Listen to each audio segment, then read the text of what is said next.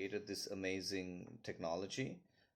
And sometimes not necessarily would you be the right person to be the CEO just because you're the person who created this whole thing. Yes, you can temporarily be the CEO, uh, just until you get your team together, but it's super important that you identify a good CEO.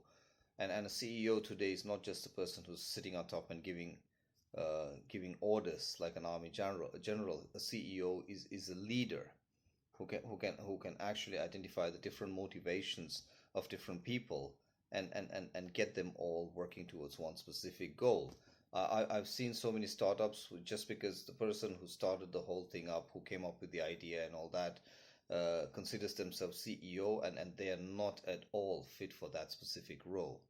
And so that's super important because I've seen the successful startups that I've seen is the startups which are started by people who are super talented, but once they get into their position, despite the fact they are the ones who created the whole solution, they find even more talented people to come in as CTOs, for example, and more talented people to come in as CEOs above them.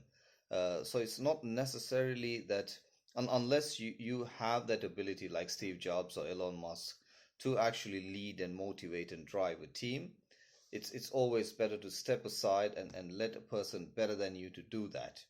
Or of course you can get yourself trained, but as a startup, you're already very much tight for cash and so on, so you're not necessarily going to be that. So that is one of the things that I see in successful startups we right now, because there's a whole heap of startups which do not exist, but there's a whole heap of startups which are super successful, and continue to grow. That is, so humility is a very important thing with the leader, or the initial person, the initial entrepreneur who starts it up, and he has to identify his own set of strengths and weakness if he is to move further. That is something that I have observed and something that I have taken into consideration, um, running Media Monday myself.